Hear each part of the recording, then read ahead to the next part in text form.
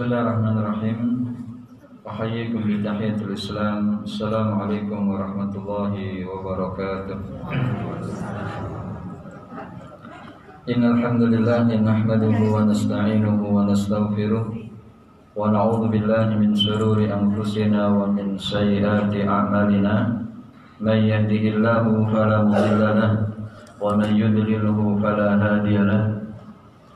أشهد أن لا إله إلا الله وحده لا شريك له وأشهد أن محمدا عبده ورسوله لا نبي ولا رسول بعده اللهم صل وسلم على نبينا محمد صلى الله عليه وسلم وعلى آله وصحبه أجمعين أما بعد أعوذ بالله من الشيطان الرجيم يا أيها الذين آمنوا اتقوا الله حق تقاته ولا تموتن إلا وأنتم مسلمون يا أيها الناس اتقوا ربكم الذي خلقكم من نفس واحدة وخلق منها زوجها وبث منهما رجالا كثيرا ونساء واتقوا الله الذي تساءلون به والأرحام إن الله كان عليكم رقيبا. Ma'asyiral muslimin wal muslimat, seluruh jamaah majelis taklim yang insyaallah dirahmati Allah. Bersyukur dengan ucapan alhamdulillahirabbil alamin, kita haturkan kepada Allah Subhanahu wa taala Rabbul Izzah yang terus-menerus memberikan begitu banyak nikmat yang tiada tara kepada kita hingga saat ini. Nikmat yang kita rasakan hingga saat ini adalah nikmat indahnya iman dan Islam yang bisa membawa kita kepada kehidupan yang jauh lebih baik dan lebih membahagiakan. Menjadi kehidupan yang berkualitas dengan iman dan takwa itulah setiap amalan-amalan soleh yang kita kerjakan karena Allah akan bermuatan ganjaran dan pahala serta balasan terbaik dari Allah Subhanahu wa taala. Sehingga rumus bagi seorang muslim, tidak ada amalan saleh yang sia-sia. Tidak ada amalan saleh yang tidak akan dicatat, dan tidak akan ada amalan saleh yang tidak dibalas oleh Allah Subhanahu wa taala.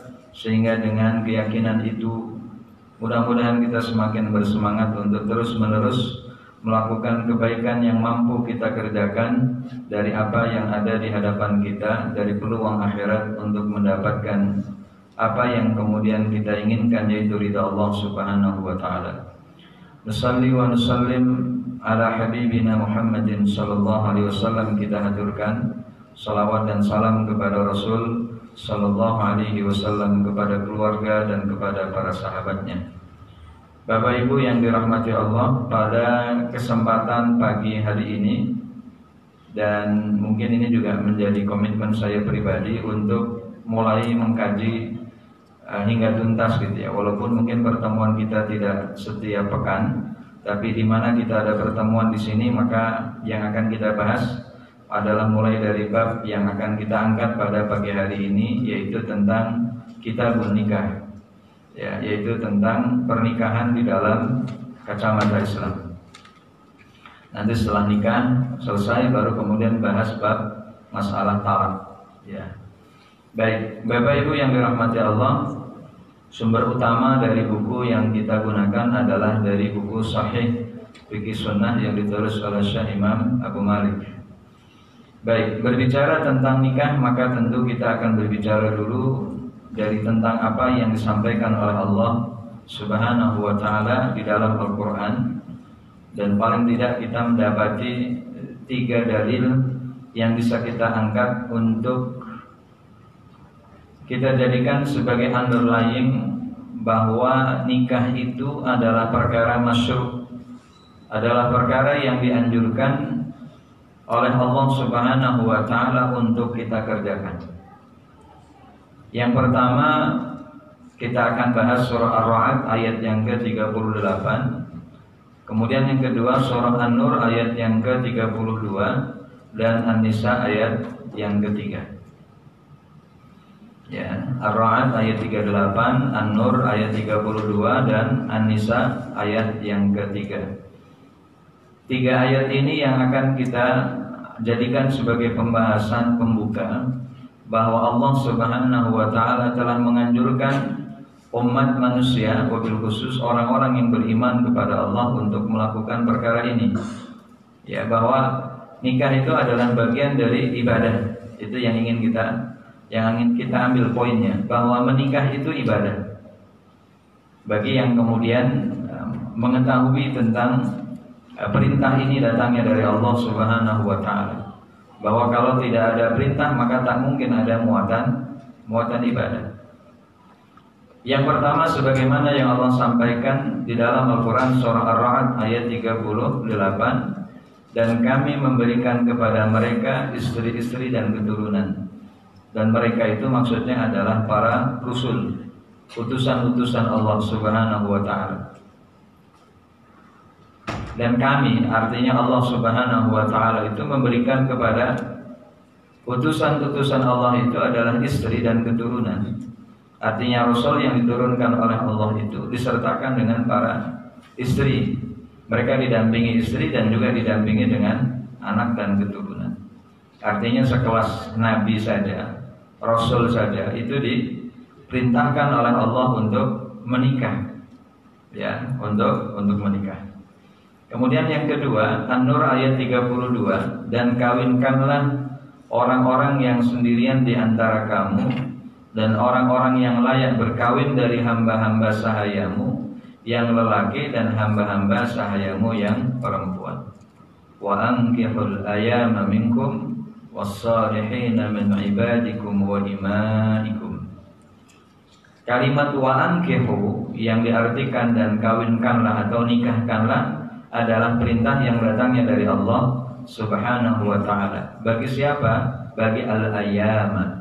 Bukan ayam, tapi ayam, ya, yaitu orang-orang yang masih sendirian, yang masih single factor gitu ya, opo-opo dewi, apa-apa sendiri gitu ya. Maka ini adalah perintah dari Allah untuk melaksanakan hal yang kita bahas, yaitu tentang menikah. Kemudian yang ketiga, di dalam surah An-Nisa ayat yang ketiga, maka kawinilah wanita-wanita lain yang kamu senangi, fankihu ma taba lakum minan nisa'i mathna wa thulatha wa ruba', 2, 3 atau 4. Kemudian jika takut tidak akan dapat berlaku adil, maka kawinilah seorang saja. Wa in khiftum alla tuqsitu fawahidah, atau budak-budak yang kamu miliki, yang demikian itu adalah lebih dekat kepada tidak berbuat aniaya. Yang kita jadikan sebagai pembahasan adalah fankihu ma taba lakum minan nisa'i mathna wa thulatha wa ruba' wa in khiftum alla tuqsitu fawahidah. Maka perintah dari Allah Subhanahu wa taala yang ada di dalam surah An-Nisa ayat yang ketiga ini adalah perintah untuk mengawini wanita yang disenangi. Ya, disenangi itu dalam arti yang dicintai, ada keridhaan di antara keduanya. Lalu kemudian disebutkan jumlah maksimal yang kemudian didapatkan, yaitu 2, 3 atau 4. Tapi tidak dijumlah. Ya, jangan 2 ditambah 3 ditambah 4. Kan pemahaman orang bisa saja begitu. 2 ditambah 3 berapa? 5 tambah 4 yang syukur berarti, ya kan? Yang syukur itu nikah sampai lebih dari 9 wanita, karena mungkin mengamalkan tambahan dari surah An-Nisa ayat 3. Maksudnya kalau nggak 2 ya 3 boleh dikumpulkan, maka maksimal 4. Maksimal itu 4, nggak boleh lebih, ya. Kalau memang ini menjadi kekhawatiran bahwa manusia dalam hal ini laki-laki tidak bisa berbuat adil, ya cukup 1. Nah, ini yang kemudian yang dikaitkan dengan perintah poligami bagi seorang laki-laki yang memang melihat tentang kapasitas kemampuan untuk menikah lagi. Dan soal kapasitas dan kemampuan tentu berbeda. Ini hukum Allah dan ini ada di dalam Al-Quran, sehingga jangan menolak tentang apa yang Allah sampaikan di dalam Al-Quran. Kalau soal di lapangan pada akhirnya seorang wanita tidak mau dimadu, tidak mau dipoligami dengan wanita lain, maka ini persoalan lain. Tapi ketetapan di dalam Al-Quran sudah wadih, sudah jelas bahwa ada perintah di dalamnya untuk mengakomodir tentang apa yang dibutuhkan oleh seorang laki-laki yang kadang-kadang atau bahkan sering ternyata yang membutuhkan kebutuhan lebih dari satu, dan kita tidak akan bisa menghukumi satu dengan yang lain dengan pandangan yang sama. Maka dengan pandangan yang hanif untuk melihat satu kejadian dari seseorang yang berpoligami, maka akan jauh lebih baik. Kalau kita tidak mampu, mungkin bisa saja orang lain mampu. Dan kalau orang lain mampu juga sebaliknya belum tentu kita mampu, sehingga tidak perlu memaksakan apa yang menjadi perilaku dan tindakan yang dilakukan oleh orang lain. Tapi yang paling penting bahwa ini ada di dalam Al-Quran yang menjadi satu solusi. Apalagi fakta kemudian di lapangan kita menemukan bahwa jumlah perempuan lebih banyak daripada laki-laki, maka perlu adanya solusi yang sudah memang Allah sampaikan dalam Al-Quran, diakomodir. Ya, kalau ternyata jumlah perempuan jauh lebih banyak ya dibandingkan dengan laki-laki, mungkin yang angka kelahiran 1 berbanding 4, dari sana saja sudah kelihatan. Ya, 1 yang laki-laki, yang 4 perempuan. Nah, yang 4 ini bagaimana nasibnya gitu?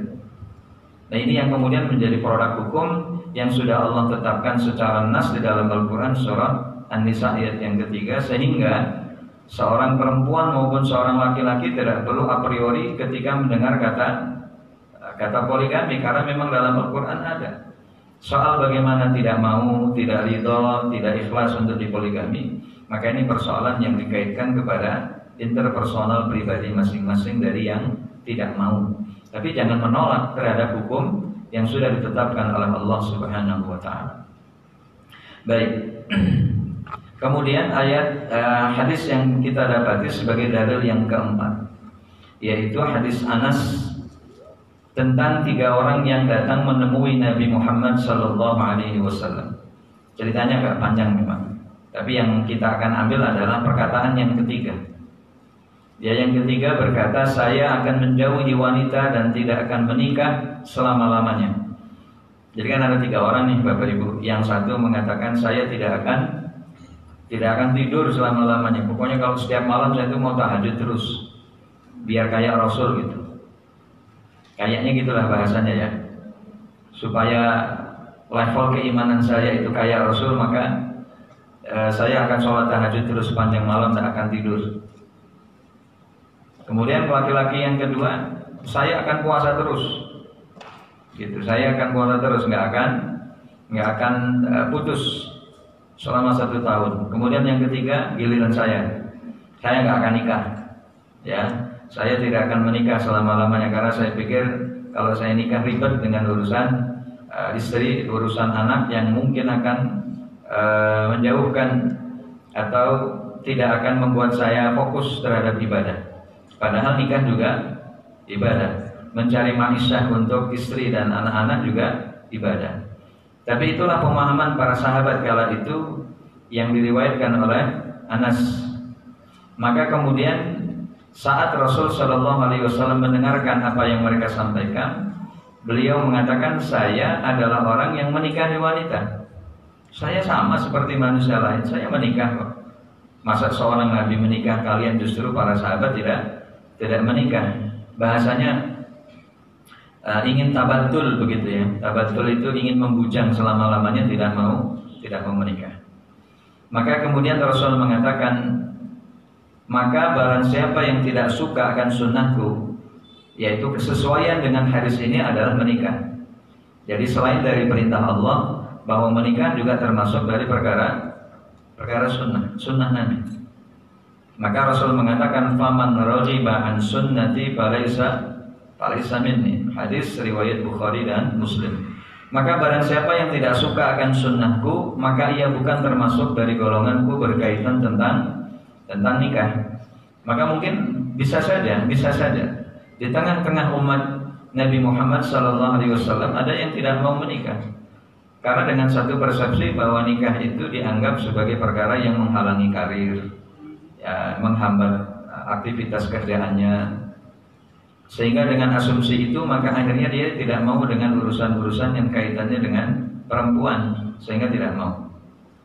Apalagi mungkin yang lihat kawan-kawannya kok kayaknya nikah itu ribet gitu ya. Nikah itu kok kayaknya membatasi ruang lingkup di mana dia bergerak gitu. Dalam persepsi yang negatif yang selalu dibangun oleh dia, sehingga nikah dalam perspektif orang yang tidak mau nikah itu adalah sesuatu yang negatif aja kebawaannya. Ya, padahal tidak mungkin Allah memerintahkan kepada kita sebagai makhluknya untuk melakukan hal ini kalau tidak ada kemaslahatan di dalamnya. Tidak mungkin. Pasti ada nilai kemaslahatan, dan kemaslahatannya nanti kita akan dapat dari berbagai temuan hikmah yang sudah ditulis oleh para ulama kita. Limada amarana Allah subhanahu wa ta'ala an-nikaha. Kenapa Allah memerintahkan kita untuk itu? Pasti ada reason, ada alasan yang menguatkan tentang apa yang Allah sampaikan di dalam Al-Quran. Kemudian yang berikutnya ada larangan hidup membujang. Kalau pada akhirnya ada laki-laki yang mati dalam kesendirian, atau perempuan yang juga mati dalam keadaan masih perawan, maka hal yang demikian akan menjadi persoalan lain selama ada upaya ikhtiar yang dilakukan untuk berumah tangga. Rasul Shallallahu Alaihi Wasallam melarang Uthman bin Mad'un untuk membujang. Saat itu kan beliau datang kepada Rasul Shallallahu Alaihi Wasallam dan kemudian mengajukan satu pernyataan, ya Rasul, gimana kalau saya hidup membujang? Saya tidak mau menikah.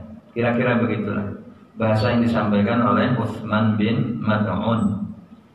Kemudian saat itu Sa'ad bin Abi Waqqas berkomentar atas apa yang dilihat dan apa yang didengar berkaitan tentang kasus Uthman bin Mad'un. Beliau akhirnya berkata, andai kata Nabi Muhammad sallallahu alaihi wasallam membolehkan kami membujang, maka kami akan melakukannya. Ya. Andai kata, bahasa dalam fikih itu tabattul.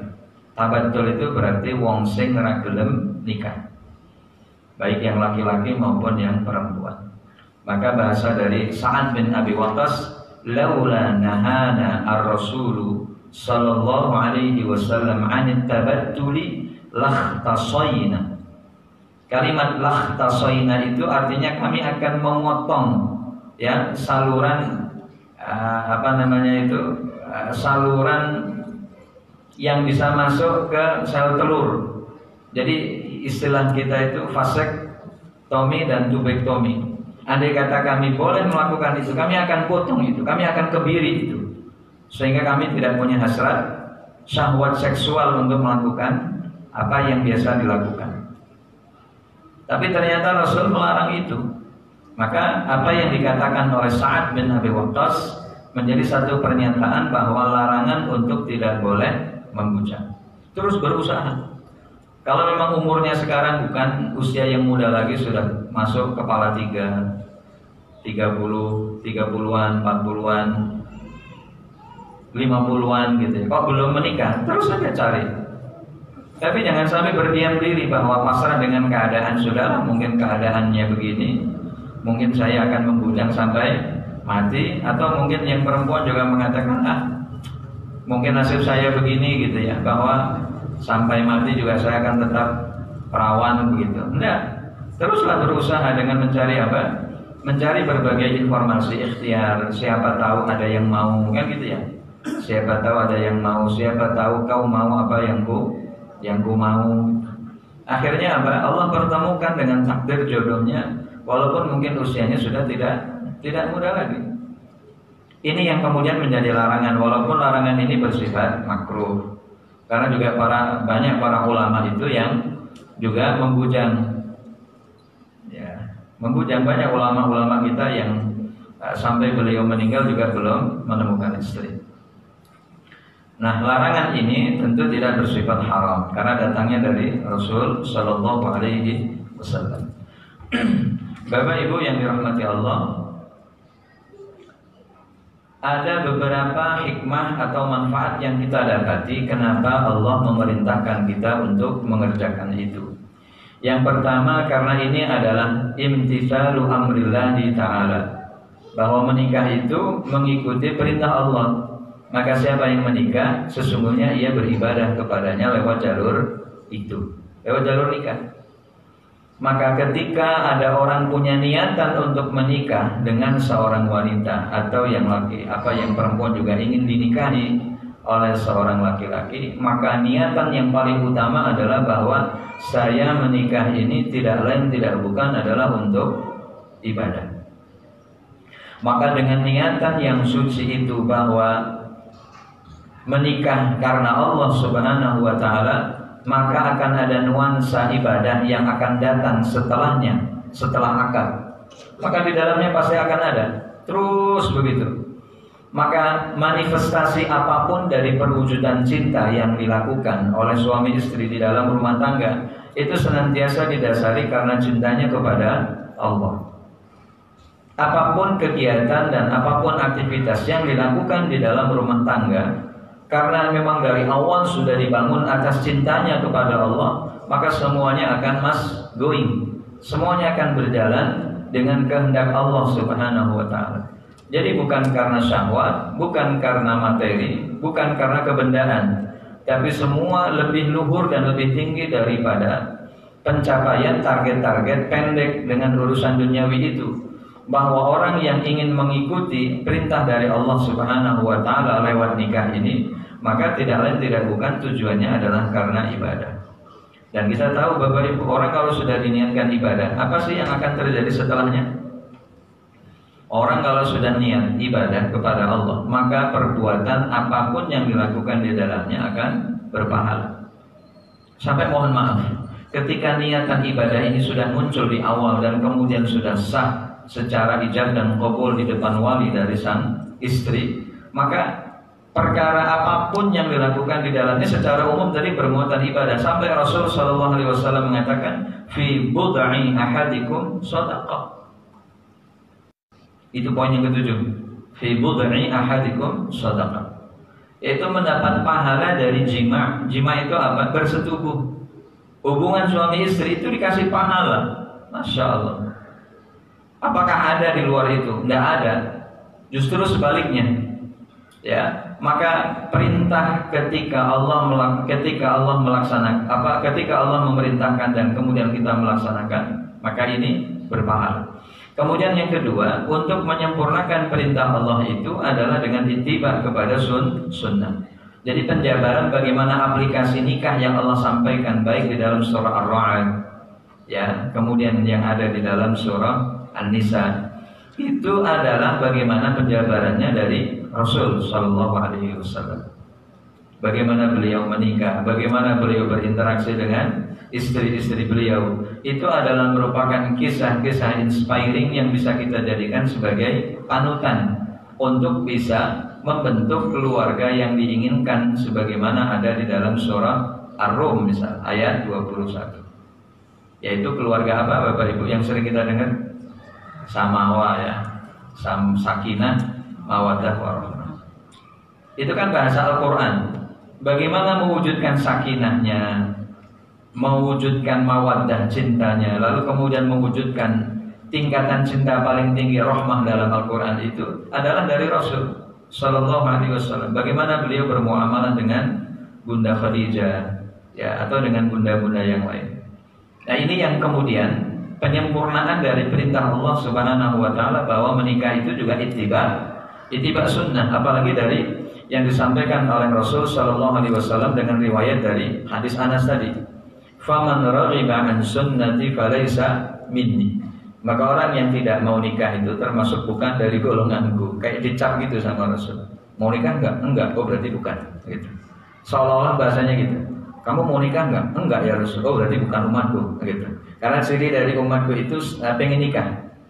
Itu ciri dari umat Rasul Sallallahu Alaihi Wasallam itu punya tujuan dalam misi hidupnya itu. Ketika dia dalam kesendirian, bahwa saya harus menikah. Dan mungkin yang laki-laki punya targetan, gitu ya. Di usia saya yang kesekian saya akan menikah. Atau mungkin yang perempuan juga begitu. Ya karena perempuan mungkin lebih bersifat pasif, maka mungkin saya punya targetan untuk dinikah, gitu ya. Untuk dinikah itu sekian tahun. Paling tidak ada targetan itu untuk apa? Untuk mengikuti apa yang sudah dilaksanakan oleh Rasulullah Sallallahu Alaihi Wasallam. Kemudian manfaat ketiga yang kita dapati juga mampu mengendalikan syahwat. Maka bahasa Al-Quran itu yang disampaikan dengan menggunakan bahasa kiasan yang sangat indah. Apa yang Allah sampaikan? Fa'tu harthakum anna syi'tum. Itu yang Allah sampaikan dalam Al-Quran. Fa'tu, maka datangilah. Harthakum, tanamanmu. Dari kalimat harthun itu diartikan mazra'ah.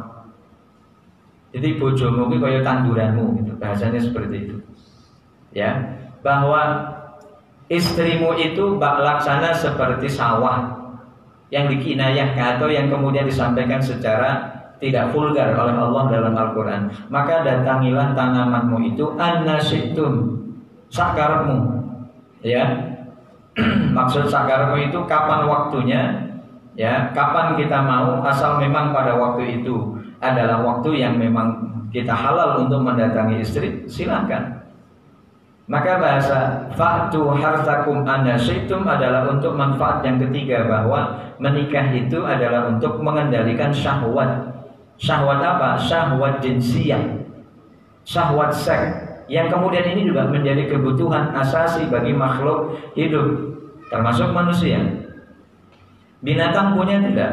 Punya.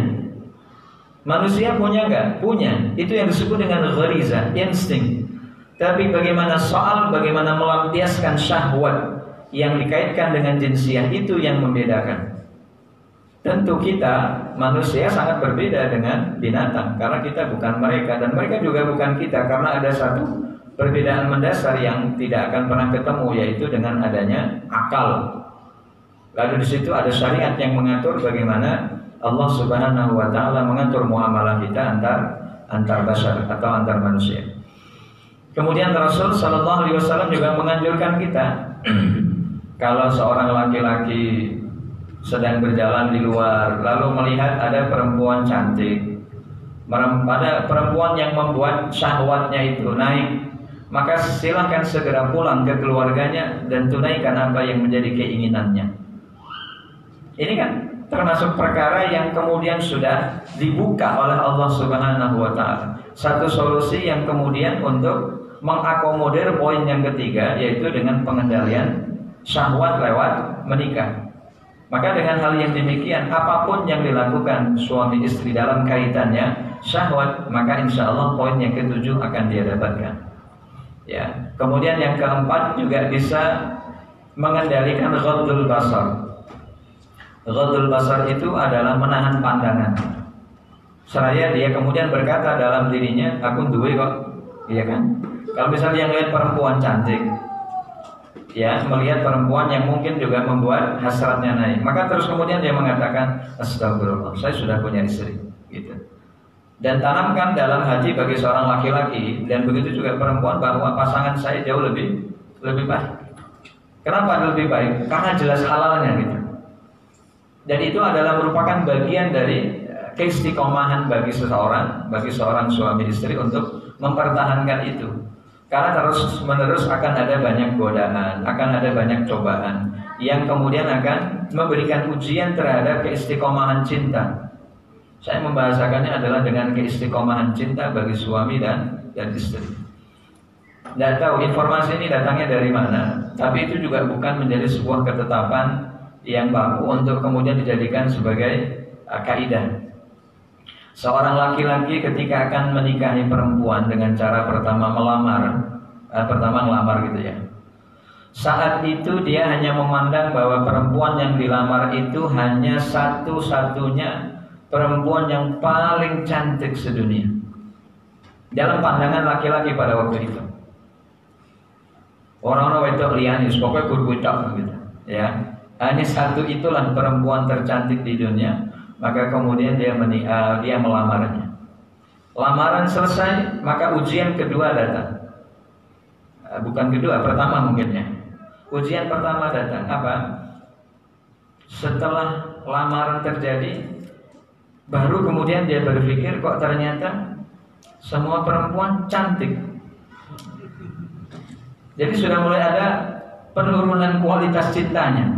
Saat khitbah dia mengatakan bahwa that is the best, perempuan itu terbaik dan gak ada lagi perempuan kecuali itu, maka saya memilih dia untuk menjadi pendamping hidup. Tapi begitu lamaran selesai, setiap perempuan yang dilihat cantik semua, yang akhirnya menggoyangkan pendiriannya. Lanjut enggak ya? Lanjut enggak gitu. Tapi bismillah lah, lanjut gitu. Ya, dengan ujian yang datang kepadanya, lalu ia memantapkan pilihan bahwa saya berkomitmen untuk melanjutkan apa yang sudah menjadi komitmen saya di depan walinya. Calon gitu ya, calon walinya. Dan godaan yang kedua datang bagi seorang laki-laki. Apa itu? Setelah menikah, kalau tidak kuat dia akan mengatakan bahwa seluruh perempuan itu cantik kecuali istri saya. Itu yang kemudian terjadi perselingkuhan yang kemudian ada, itu karena menganggap bahwa perempuan yang sekarang menjadi pendamping hidupnya itu tidak jauh lebih cantik, bahkan gak cantik. Sehingga terjadilah apa? Perselingkuhan, karena menganggap bahwa perempuan yang ada, yang sekarang menjadi pendamping hidupnya udah gak menarik, udah gak menarik lagi. Apa yang terjadi? Karena ia tidak mampu untuk melakukan perkara yang keempat, yaitu apa? Ghaddul basar, yaitu menahan pandangan serta mencukupkan atas rezeki yang Allah berikan. Itu menjadi poin penting Bapak Ibu. Maka kalau kemudian seorang laki-laki ini berbicara tentang laki-laki, kalau memang tidak mau cukup, mau berapa lagi? Itu bahasanya kan. Kalau tidak dicukupkan dengan kata cukup, maka tidak akan cukup. Pinginnya ya meneh dan meneh. Laki-laki dan lagi. Tapi kalau kamu sudah dicukupkan apa yang sudah Allah berikan kepada kita, itu adalah anugerah, adalah nikmat yang Allah berikan kepada kita untuk kita syukuri, maka mudah-mudahan bisa merawat cinta sampai tua. Maka kenapa hukuman bagi orang yang sudah menikah itu Bapak Ibu jauh lebih berat dibandingkan dengan yang belum menikah. Walaupun perbandingannya bukan berarti yang belum menikah terus boleh melakukan itu, tidak. Tapi dari sisi perbuatan yang ditimbulkan itu efeknya sangat berbeda. Maka kenapa dalam fikih itu ada istilah zina muhsan dengan zina ghairu muhsan. Zina muhsan itu adalah zina yang memang sudah dilakukan oleh orang yang sudah bersuami atau beristri, dan hukumannya berat, ranjam, hukumannya diranjam.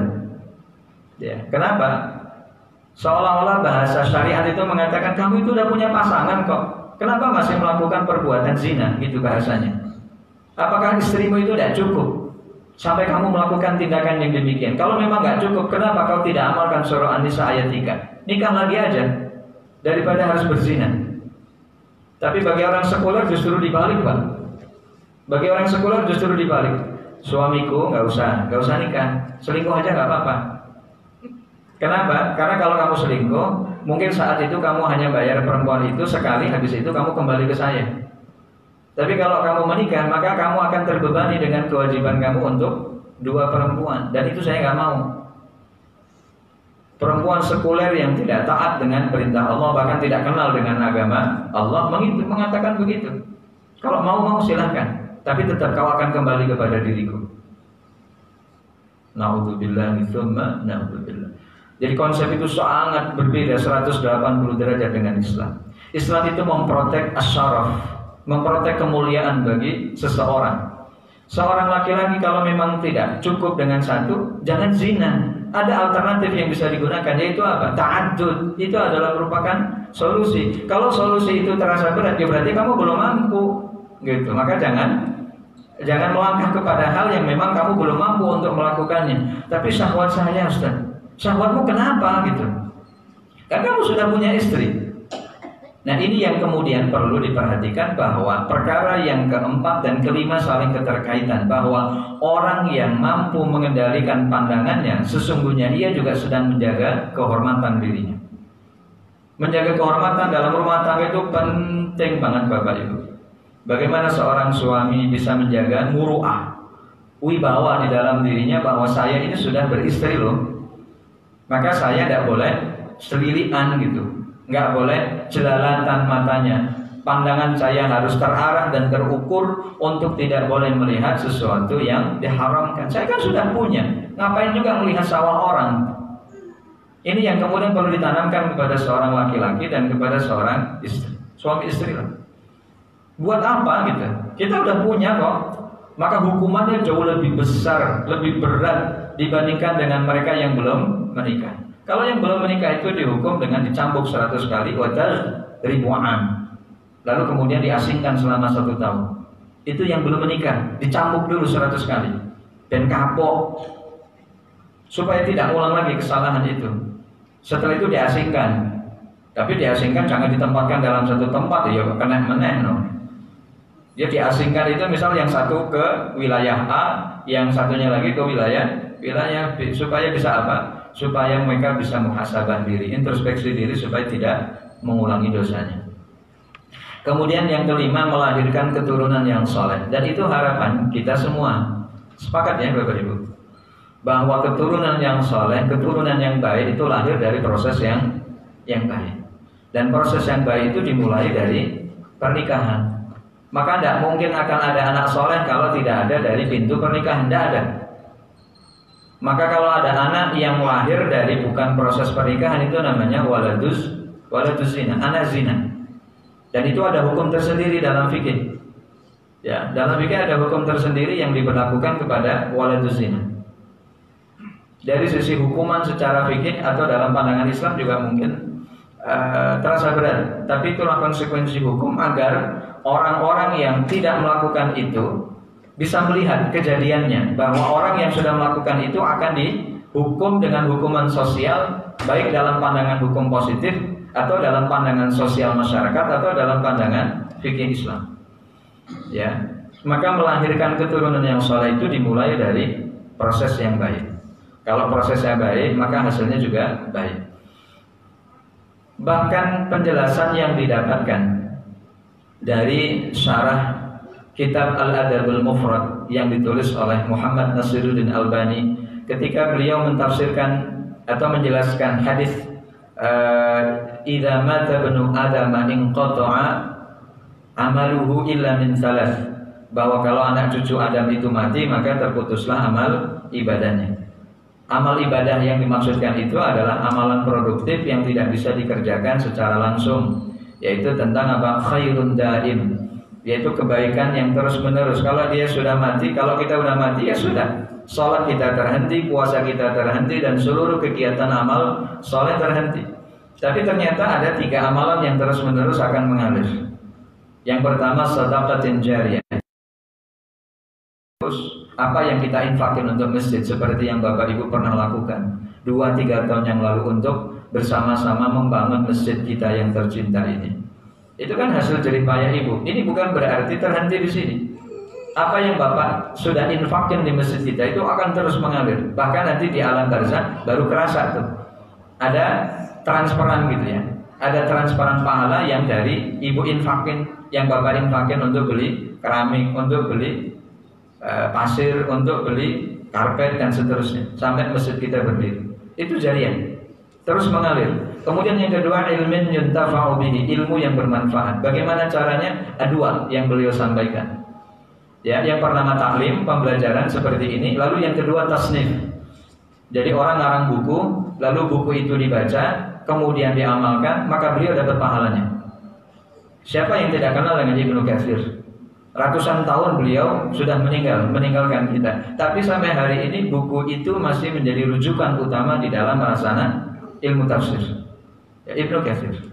Dan banyak ulama-ulama, ratusan, bahkan mungkin ribuan, dari yang kenal sampai enggak yang terkenal. Ketika mereka menulis buku, lalu kemudian buku itu kita jadikan sebagai rujukan, maka ilmu yang mereka tulis di dalam buku itu akan bermanfaat dan mengalir sampai ke alam barzakh. Itu yang disebut dengan kebaikan daim, kebaikan yang terus menerus. Maka jasa seorang guru yang pernah mengajarkan kita sampai kemudian kita melek buta aksara, ya, melek sampai bisa baca yang Quran maupun yang Latin, itu karena jasa guru-guru kita.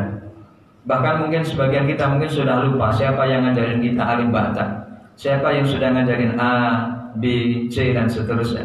Tapi lupa ataupun tidak, mereka tetap kebagian atas jariah ilmu yang mereka berikan kepada kita. Kemudian yang ketiga adalah waladin salihin yad'ulah, anak saleh yang senantiasa mendoakan. Dan ini adalah merupakan poin yang keenam, melahirkan keturunan yang saleh. Harapannya adalah anak yang bisa doain orang tuanya ketika mereka sudah tiada. Maka ada seorang hamba yang diangkat derajatnya oleh Allah Subhanahu wa taala. Di dalam kitab Adabul Mufrad disebutkan itu.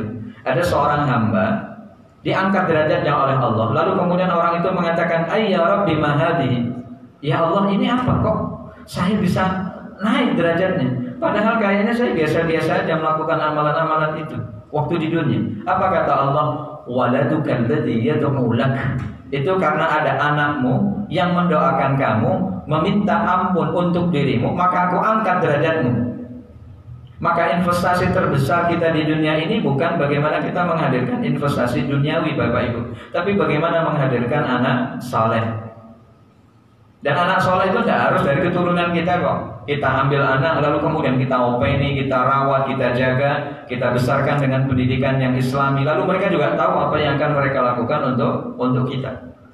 Maka itu yang dikatakan oleh Nasiruddin Albani untuk mentafsirkan kalimat waladin salihin yad'ulahu itu adalah bahwa anak itu doain, anak itu minta ampun kepada Allah untuk orang tuanya, maka ampunan itu akan sampai kepadanya. Maka ketika kita berdoa, Rabbighfirli wali walidayya warhamhuma kama rabbayani shaghira, masuk ke alam barzakh seperti sarapan. Maka kalau tadi pagi kita doain, itu bapak ibu yang sudah mendahului kita lagi pada sarapan tuh. Sarapan apa Pak? Sarapan doa. Nanti siang kita ngirim lagi, itu makan siang lagi. Sore ngirim lagi, makan sore lagi. Maka kalau kita tidak pernah ngirim doa, kelaparan mereka. Dan itu yang juga dikuatkan oleh Ibnu Qayyim al-Jauzi dalam buku beliau Ar-Ruh, bahwa orang mukmin itu akan senantiasa sehat dalam keadaan tenang. Maka kenapa orang mukmin itu kalau di alam barzakh kayak tidur sedelok gitu, hanya tidur sekejap. Kenapa? Merasa nyaman. Bapak Ibu kalau perut kenyang, enak nggak tidurnya? Enak ya, moro-moro bangun gitu, tahu-tahu bangun. Kenapa? Karena perutnya kenyang. Dan itulah orang tua ayahanda kita yang sudah mendahului kita. Ketika mereka dalam keadaan nyaman, dalam keadaan tenang. Kenapa? Karena bukan hanya saja jariah kebaikan yang dulu pernah mereka lakukan, tapi ada asupan gizi lewat doa yang dikirimkan dari keluarganya, dari segenap kaum muslimin yang kenal sama tidak kenal gitu, semuanya dapat. Ya, seperti yang diriwayatkan oleh Muhammad bin Sirin ketika beliau mengatakan bahwa saya meminta ampun untuk Abu Hurairah dan juga untuk ibu gitu ya, dan untuk ibuku, kata Muhammad bin Sirin. Maka dari dalil yang disampaikan oleh Muhammad bin Sirin tadi, ketika beliau mendoakan Abu Hurairah, mendoakan ibunya, maka ini pemahaman kita adalah bahwa mendoakan kepada segenap kaum muslimin adalah perkara yang masyru', yang dianjurkan. Maka kenapa kita berdoa Rabbighfir lil muslimina wal muslimat. Kita doain orang mukmin, orang muslim itu kan tidak harus kenal Bapak Ibu. Ya, itu indahnya persaudaraan dalam Islam. Mau yang di sini, mau yang di sana, mau yang di Indonesia maupun yang di Malaysia, kenal tidak kenal asalkan mereka Islam. Ya, Tuhannya satu, kitabnya satu, nabinya satu, ya nyampe. Ini yang menjadi keindahan kita di dalam Islam, mendoakan kepada segenap kaum muslimin. Baik, kemudian yang terakhir mendapatkan pahala dari jima atau mendapatkan pahala dari bersetubuh. Maka ketika Rasul Shallallahu Alaihi Wasallam mengatakan fi budai ahadikum shadaqah, karena pernyataan itu muncul saat ketika ada seseorang yang bertanya, ya Rasul, bagaimana mungkin ada seseorang yang mendatangi istrinya lalu yang mendapatkan pahala? Apa kata Rasul? Dijawab, sekarang kamu mikir, kalau ada seorang laki-laki yang mendatangi perempuan yang itu bukan istrinya, apakah dia akan mendapatkan azab dari Allah? Iya. Maka kemudian Rasulullah mengatakan, seorang laki-laki yang mendatangi istrinya jauh lebih berhak untuk mendapatkan pahala dari Allah. Itu yang kemudian disampaikan oleh Rasul, fi budai ahadikum shadaqah. Bud'un hada bimana farjun, faraj, kemaluan. Di dalam kemaluanmu itu ada sedekah. Dan kalau kemudian sedekah itu diberikan kepada yang berhak, mendapatkan pahala. Ini yang kemudian menjadi entry point yang ada di dalam manfaat kenapa Allah Subhanahu wa taala menganjurkan kita untuk menikah. Baik, selanjutnya kurang lebih 27 menit lagi. Hukum menikah itu secara umum ada 3. Yang pertama, wajib bagi orang yang sudah mampu, seperti halnya haji. Ya, haji. Haji itu kan wajib bagi yang mampu. Kalau tidak mampu ya tidak wajib. Wajibnya hanya 1. Apa itu? Orang yang tidak mampu untuk berhaji itu hanya 1 punya kewajiban. Apa itu? Berdoa. Mudah-mudahan mampu. Kemudian yang kedua, mustahab, anjuran. Tapi ini bersifat sunnah, mustahab itu. Sapa sing gelem ya nikah, sing ora gelem ya ora apa-apa gitu. Maksudnya begitu ya, mustahab. Kemudian yang ketiga, ini yang kemudian dikatakan oleh Imam Malik, kemudian Imam Syafi'i dan Ahmad bin Hanbal, bahwa hukum nikah itu tergantung dari kondisi seseorang. Bisa saja wajib, bisa saja sunnah, bisa saja makruh, bisa saja haram. Ya, tergantung dari kondisi, motivasi, ya, kondisi atau motivasi yang dimiliki oleh seseorang ketika akan bangun rumah tangganya. Kalau ada orang yang kepingin menikah tapi masih mampu untuk menahan hasrat biologisnya, maka ia baru pada tahapan anjuran. Maka hukumnya sunnah. Maka bahasanya masih kepingin. Kalau kepingin itu kayak lampu gitu Bapak Ibu, biar bet. Kadang pingin, kadang hilang gitu. Pingin itu kalau melihat kawannya kuliah gandeng istrinya, tiba-tiba kok pingin gitu. Tapi kalau sudah nyampe ke rumah gitu, disuruh-suruh terus sama ibunya, nggak pingin lagi gitu. Ya, ke warung disuruh, ya ngambil air suruh gitu ya, cari kayu suruh. Terus pokoknya sibuk pokoknya kalau udah di rumah, nggak pingin lagi untuk nikah. Tapi begitu masuk lagi ke Darul Fatah gitu ya, hari Sabtu Ahad kuliah, delok bojone, delok kawan-kawannya terus potong gandeng bojo gitu ya. Bonceng-boncengin istrinya kok jadi kepingin lagi, itu baru kepingin. Tapi kalau kemudian kondisinya tidak berubah-ubah, di sini kepingin, di rumah kepingin, itu berarti hukumnya wajib, karena itu sudah masuk hukum kebelet. Ya, Bapak Ibu, itu sudah masuk hukum kebelet. Orang kalau sudah kebelet dihukumnya wajib. Maka Bapak Ibu kalau mau menikahkan anaknya ditanya dulu, kamu pengen apa kebelet? Gitu. Ya, tanya dulu. Aku udah kebelet Pak, oke kita cari. Gitu. Dino ini pokoknya kudu ketemu. Gitu. Hari ini harus ketemu. Kamu udah punya calon belum? Belum Pak. Kalau kok belum sudah ngomong kebelet? Gitu. Pengen Pak. Nah, gitu kan baru pengen. Kalau memang kamu sudah punya calon, mana calonmu? Bapak lamarin. Jangan kamu yang maju. Gitu. Tapi kalau kamu masih pengen, ditunda dulu nak, kuliah kamu belum beres. Kalau kamu sudah selesai kuliahnya, walaupun belum kerja tidak apa-apa. Ya, paling tidak satu pekerjaan sudah tuntas. Nanti mudah-mudahan Allah mudahkan urusanmu kalau kamu sudah kuliah. Tapi kalau memang di tengah-tengah aktivitas kamu thalabul ilmi dan ternyata dengan alasan yang rasional, alasan yang masuk akal, daripada saya terjerembab ke dalam perbuatan nista, daripada saya berzina, daripada saya melakukan hubungan gelap gitu ya, maka mendingan menikah. Pertimbangan itu yang pada akhirnya didengar dan dicerna sampai pada akhirnya punya sikap. Oke, itu tujuan mulia. Walaupun kamu belum kelar kuliahnya, walaupun kamu belum bekerja, tapi karena tujuannya adalah ini, Bapak akan support. Ya, jadi jangan sampai mengabaikan dengan alasan itu karena lalu dengan alasan materi sehingga ini diabaikan, maka ini akan menjadi bumerang Bapak Ibu, bumerang bagi kita sebagai orang tua. Ya, jangan karena alasan ekonomi, jangan karena alasan duniawi, jangan karena alasan pekerjaan, anak yang pengen nikah atau bahkan kebelet nikah ditunda, maka akan ada mudarat yang lebih besar daripada sekedar hanya kemantapan dalam ekonomi. Duit bisa digoleki kok. Ya, uang bisa dicari. Tapi kalau sudah masalah kehormatan, sudah mencoreng keluarga, apa yang akan bisa dipertahankan? Nah, ini yang menjadi pertimbangan. Kadang bagi keluarga yang terlalu memprioritaskan keduniawian, maka pokoknya semuanya harus perfect. Selesai kamu kuliah harus kerja. Gitu. Jadi kalau belum selesai kuliah, belum kerja, terus kemudian juga belum mapan, artinya belum mapan itu kerja aja belum boleh. Kerja itu dilihat dulu gajinya kamu itu berapa per bulan. Gitu. Kalau gajinya masih 2 jutaan belum, gimana kamu akan ngopeni istri? Ngopeni anak-anakmu, belum untuk bedaknya, belum untuk berasnya, belum untuk kontrakannya gitu. Nanti kalau kamu punya anak belum untuk popoknya, istilahnya dintir 1 juta gitu. 2 juta nggak kemana-mana. tunggu sampai gaji kamu 10 juta. Berpirang tahun 10 juta. Pas gaji 10 juta umur udah 50 tahun.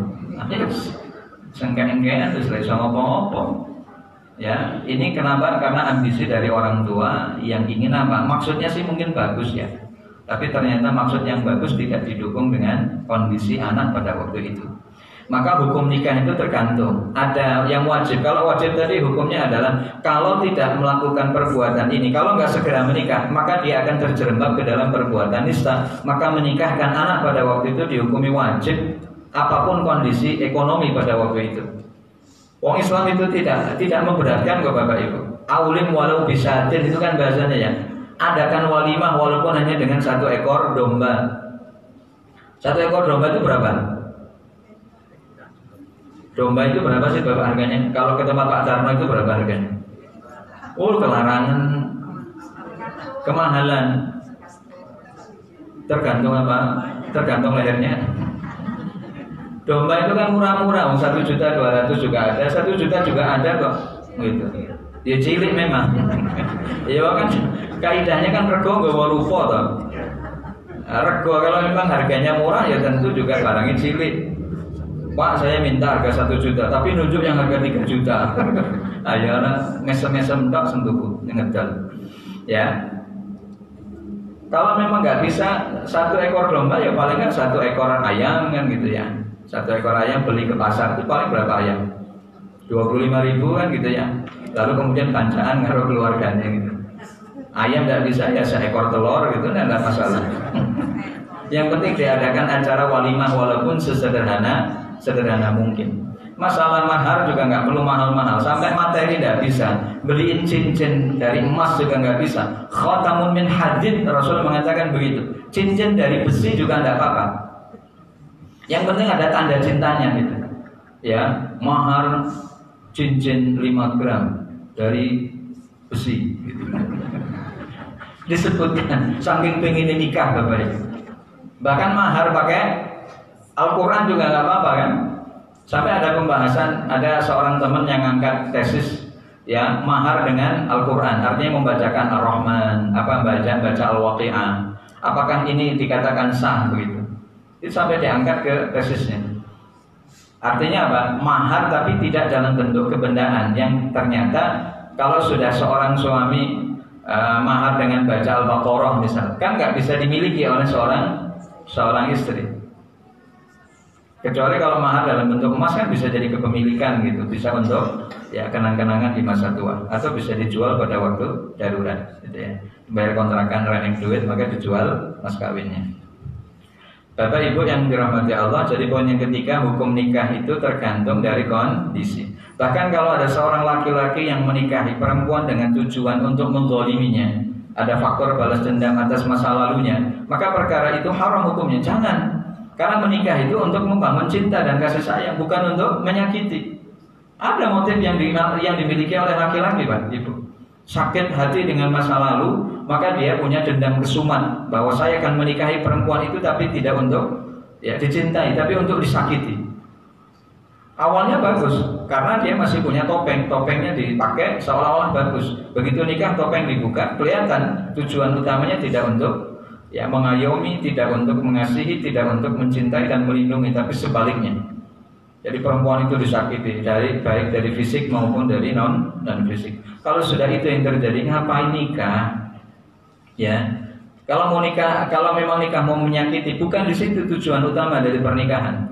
Ya, maka pernikahan dihukumi haram saat ketika ada niatan yang kurang bagus, seperti tadi itu, ada niatan ingin menzalimi ya istrinya. Kemudian kita akan berbicara tentang wanita-wanita yang masuk dalam kategori mahram dalam Islam. Supaya apa? Kenapa pelajaran ini kita anggap Bapak Ibu? Supaya kita tidak salah menikahkan seseorang dengan orang lain atau dengan yang bau-bau saudara gitu. Ya, karena jangan dianggap ini saudara kita, ini boleh atau tidak boleh kalau kita tidak tahu termnya atau tidak tahu aturan yang ada di dalam Al-Quran. Wanita mahram, ya bukan muhrim ya Bapak Ibu.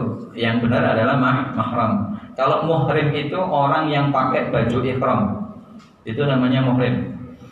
Ya di Indonesia kan sudah kadang lekat istilah wanita muhrim gitu ya. Artinya wanita muhrim itu wanita yang haram dinikahi, bukan mahram, diambil muharramun, wanita yang haram untuk dinikahi karena ada sebab tertentu. Baik, di dalam surah An-Nisa ayat yang ke-22 sampai 24 ini menjadi petunjuk teknis bagi kita memahami siapa wanita-wanita yang tidak boleh kita nikahi. Ya. Di dalam An-Nisa ayat 22 Allah berfirman, dan janganlah kamu kawini wanita-wanita yang telah dikawini oleh ayahmu. Itu pertama. Jangan nikahin wanita yang sudah dinikahi oleh ayahmu. Berarti siapa itu?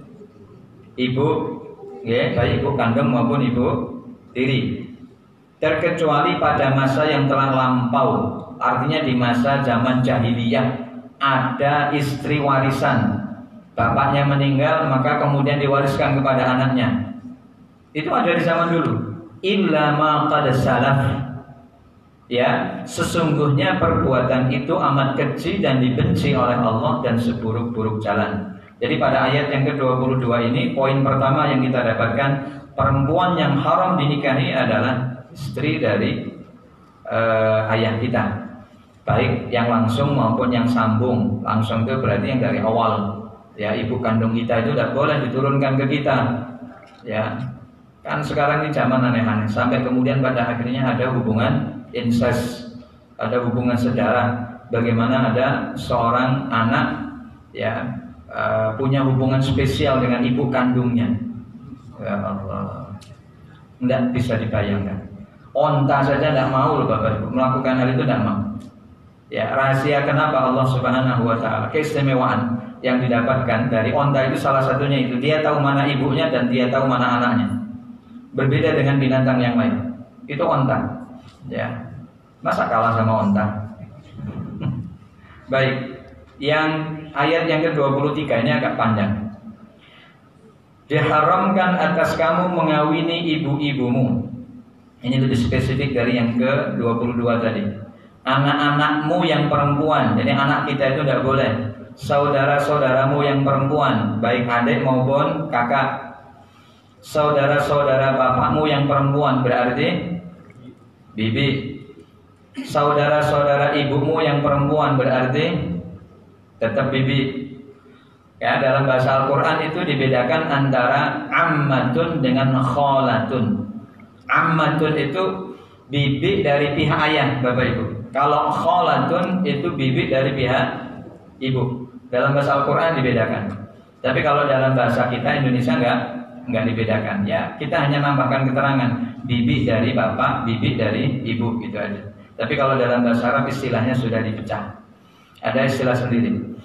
Kemudian anak-anak perempuan dari saudara-saudaramu yang laki-laki, alias ponakan. Itu ponakan haram Bapak Ibu. Ya, anak-anak perempuan dari saudara. Saya punya kakak, ini ibaratnya, contohnya, saya punya kakak. Lalu kakak saya punya anak, maka anak dari kakak saya tidak boleh saya nikahi. Ya, haram hukumnya. Kaitannya dengan kita, gitu ya. Kaitannya dengan kita. Kemudian ibu-ibumu yang menyusui kamu, ini berarti sudah bergeser kepada hukum yang kedua. Ini bukan nasab tapi hukum rodoah, sesusuan. Ya, ibu-ibumu yang menyusui kamu, saudara perempuan sepersusuan, ibu istrimu atau mertua, anak-anak istrimu yang dalam pemeliharaanmu dari istri yang telah kau campuri, berarti anak tiri, selama ibu itu belum digauli. Kalau ibu itu sudah digauli, maka haramun mu'abbad, haram selamanya. Ada A nikah si B, yang B ini notabene janda. Ya, setelah menikah dia melihat ternyata anaknya si B lebih cantik daripada ibunya. Lalu terjadi negosiasi. Saya mau anakmu, nggak mau sama kamu gitu. Walaupun mungkin ini agak mustahil bin mustahil, tapi belum terjadi persetubuhan. Maka ketika dia menceraikan istrinya, lalu kemudian dia nikahi dari si B, maka boleh selama belum dicampuri. Ya, ini yang kemudian ada di dalam surah An-Nisa ayat 23. Tetapi jika kamu belum bercampur dengan istrimu itu dan sudah kamu ceraikan, maka tidak berdosa kamu mengawininya. Selanjutnya, dan diharamkan bagimu istri-istri anak kandungmu, menantu. Ya, menantu itu tidak boleh Bapak Ibu. Dan menghimpunkan dalam perkawinan dua perempuan yang bersaudara, dan itu yang juga dilarang dalam hadis Rasul. Adik kakak itu tidak boleh dikumpulkan dalam satu pernikahan atau dalam satu keluarga. A ingin menikahi B dan C. B notabene perempuan, C perempuan. B dan C adik kakak. Maka ketika akan dinikahkan secara bersamaan tidak boleh, atau nunggu waktu yang agak lama juga tidak boleh. Kalau bersama tidak boleh berarti pakai waktu sebulan lagi Pak Ustaz. Saya akan poligami si B karena juga si B lumayan cantik gitu. Lalu terjadi negosiasi, oke tidak apa-apa. Ya, karena memang A dan B ini seperti dari kecil memang nggak bisa dipisahkan gitu. Pokoknya kalau B dinikahkan, C juga harus dinikahkan walaupun dengan satu laki-laki yang sama. Dalam Islam tidak boleh. Kalau mau menikahi si C, si B diceraikan dulu. Jadi tidak boleh mengumpulkan dua saudara. Bahkan bukan hanya saja adik kandung, untuk dikumpulkan antara istri dengan bibinya, baik dari pihak bapak maupun pihak ibu juga tidak boleh. Ya, ini larangan di dalam Islam yang perlu diperhatikan oleh kita. Dan menghimpunkan dalam perkawinan dua perempuan yang bersaudara kecuali yang telah terjadi pada masa lampau. Kan zaman biyen iya, zaman dulu ya, zaman dulu tidak apa-apa, ngumpulin banyak saudaranya. Sesungguhnya Allah Maha Pengampun lagi Maha Penyayang. Jadi di ayat 22 dan 23 kita sudah mendapatkan keterangan yang berkaitan tentang al-muharramat bin nisa. Kemudian yang keempat, ayat 24, dan diharamkan juga kamu mengawini wanita yang bersuami. Jelas. Ya, wanita masih punya suami lalu dinikahi. Ini yang disebut dengan apa sih? Bukan poligami. Kalau yang perempuan itu apa namanya? Poliandri. Sekarang disinyalir begitu. Banyak perempuan yang punya suami lebih dari satu. Dengan seraya mengatakan emang sang lanang tok sang iso. Gitu. Emang yang laki saja yang bisa poligami, saya juga bisa. Gitu. Hari ini dia ke A, besok ke B, besok ke C, di mana A, B, C itu dianggap semuanya suaminya. Nah, dan itu yang disebut dengan poliandri. Emang nggak adil Islam itu. Masa yang boleh ya lebih dari satu pasangan, masa yang laki-laki, yang perempuan tidak boleh? Dia tidak mengerti kenapa yang laki boleh, yang perempuan tidak boleh. Kenapa yang perempuan tidak boleh itu alasannya ngopo? Kenapa tidak boleh? Yang perempuan itu tidak boleh poliandri ini ngopo? Tidak boleh punya suami lebih dari satu. Karena sampai ini nggak weteng. Iya, itu jadi alasan. Memang sama anak mandi weteng gitu. Di dalam perut ibu itu kan ada rahimnya. Kalau sudah hamil, misal wong lanang iki luwih sangko siji, entah itu 2 dan 3, ini jane anake sapa kan gitu. Ini anaknya siapa? Apalagi kalau terus yang 3-3-nya nggak ada yang tanggung jawab, bukan saya. Yang B, bukan saya. Ini bukan saya. Lah terus yang perempuan, itu terus anaknya sapa kan gitu. Orang cuma kamu bertiga kok yang saya kenal. Tapi bukan saya gitu.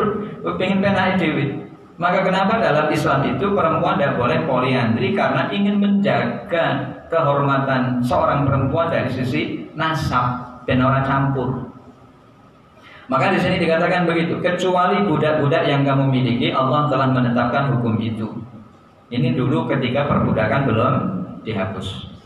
Sebagai ketetapannya atas kamu dan dihalalkan, ini yang terakhir, dan dihalalkan bagi kamu selain yang demikian, yaitu mencari istri-istri dengan hartamu untuk dikawini, bukan untuk berzina.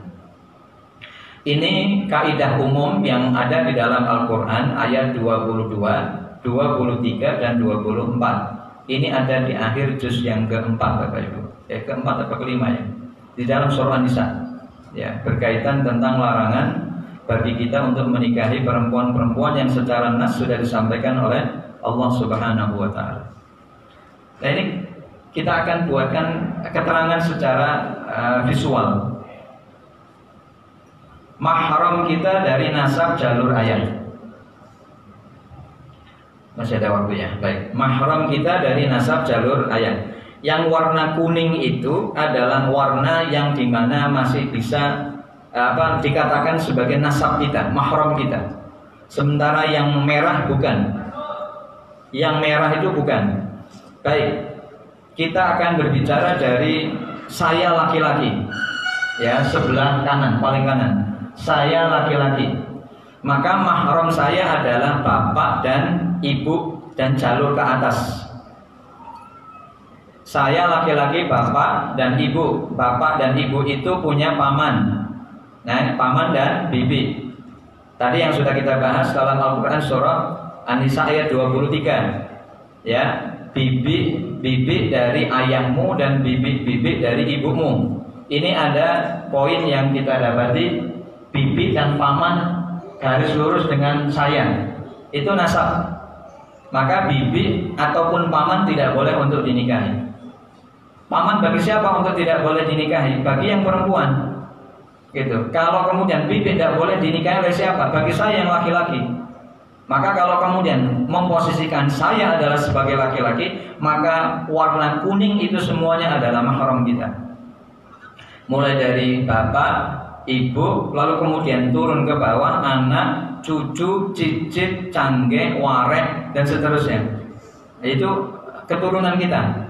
Jangan sampai ada seorang laki-laki yang menikahi cucunya, gitu. Tidak boleh. Cicitnya juga tidak boleh. Canggihnya juga tidak boleh. Wareknya juga tidak boleh. Pokoknya sampai ke bawah, sampai istilahnya kita bingung, tetap tidak boleh. Asal karena itu keturunan lurus dengan kita, dengan saya yang ada di dalam nasab jalur ayah.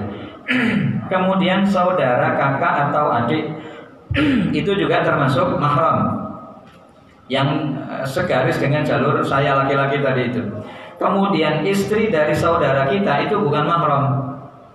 Ya, istri dari kakak ataupun adik kita yang disebut dengan siapa Bapak Ibu? Adik atau kakak ipar itu bukan mahram kita. Maka perlu hati-hati dalam muamalah di rumah kita.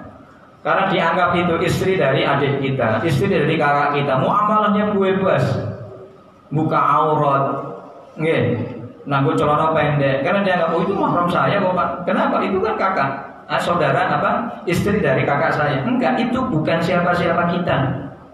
Andai kata dia tidak menikah dengan kakak atau adik kita, dia nggak ada di situ.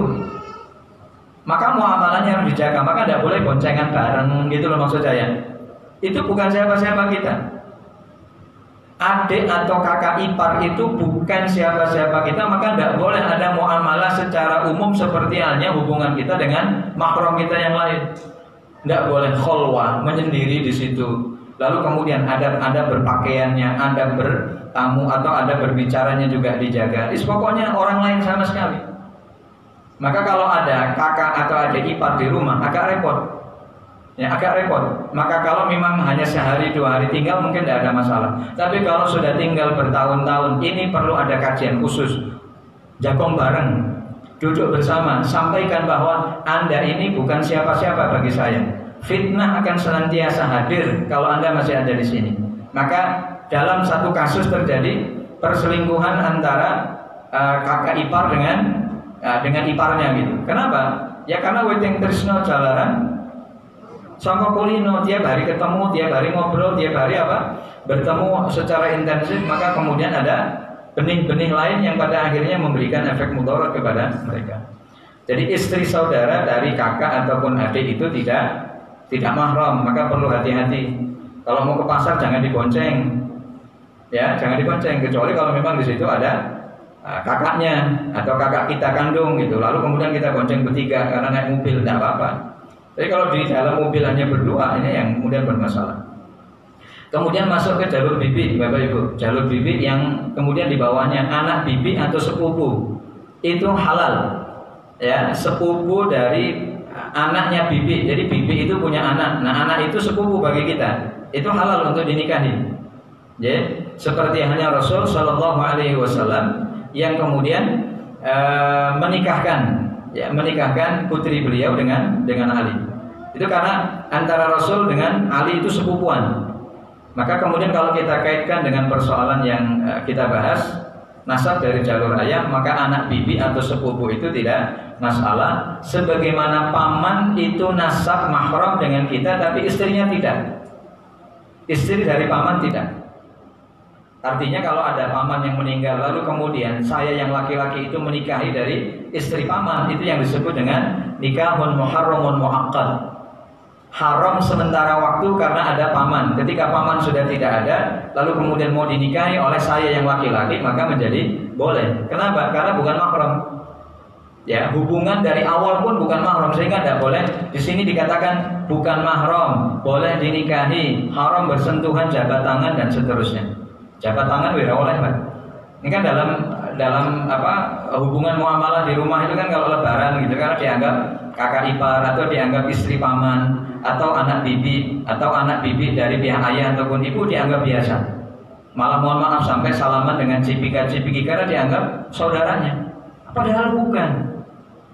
Maka ya gini aja sudah, nggak usah jabat tangan. Loh, kok kamu nggak mau salaman dengan saya? Kamu bukan mahram saya. Itu aja jelaskan. Jadi mulai dari istri paman, anak bibi yang kita sebut dengan sepupu atau istri dari saudara kita yang disebut dengan ipar, itu tidak boleh. Ya, karena itu bukan siapa-siapa kita. Jadi ada 4 ya dari jalur ayah yang perlu kita perhatikan, bahwa 4 yang merah itu adalah bukan mahram kita. Kemudian yang jalur ibu. Ya, jalur ibu itu kita perhatikan dari saya yang laki-laki sebelah kiri. Ya, yang sebelah sana, saya laki-laki. Itu kita presentasikan saya yang laki-laki itu jalur bapak ataupun ibu, kemudian ke bawah anak, cucu, cicit dan seterusnya. Kemudian kakek, nenek itu masih mahram dengan paman, lalu istri paman bukan. Lalu kemudian dari paman itu lahir anak bibi yang kita sebut dengan sepupu. Ya, dari jalur ayah maupun jalur ibu yang kita sebut juga sama jalur anak bibi yang kemudian sebut sepupu, itu juga tidak boleh untuk boleh untuk dinikahi karena dia bukan mahram kita. Jadi di situ sama ada 4, sama seperti dari jalur ayah juga ada 4. Maka yang bukan mahram itu tidak sama hukumnya dengan yang warna kuning. Jadi warna kuning itu di situ jalurnya adalah jalur mahram, sementara yang merah bukan. Maka kalau bukan seperti istri paman, anak bibi yang kita sebut sepupu, atau kemudian di sini nggak ada yang lainnya, anak bibi ada 2, kemudian istri paman 1, ada 3 berarti ya. Maka ini adalah merupakan bukan mahram kita. Oke, ini hanya penjabaran dari apa yang Allah sampaikan dalam surah An-Nisa ayat yang ke-23. Baik, Bapak Ibu yang dirahmati Allah. Ada 2 slide lagi yang belum selesai, tapi tidak apa-apa. Ya, ini tidak tahu slide terakhir apa? Oh, masih banyak. Ya, ada 3 lagi yang belum kita bahas, dan insya Allah akan kita lanjutkan di pertemuan yang akan datang. Di mana poin yang kedua adalah jalur nasab dan dari jalur pernikahan. Kemudian yang ketiga adalah jalur persusuan, radha'ah. Ya, kemudian yang haram sementara itu ada 7. Artinya kalau ada sebab-sebab perkara ini hilang, maka haramnya juga hilang. Artinya halal bagi kita untuk menikahi perempuan itu. Baik, masih ada beberapa hal yang akan kita bahas insya Allah di pertemuan yang akan datang. Ya, mohon maaf atas keterbatasan waktu yang kita miliki. Dan kalau ada pertanyaan yang mungkin ingin disampaikan, dipersilakan. Ya, 1 atau 2 mungkin dari Bapak 1, dari Ibu 1.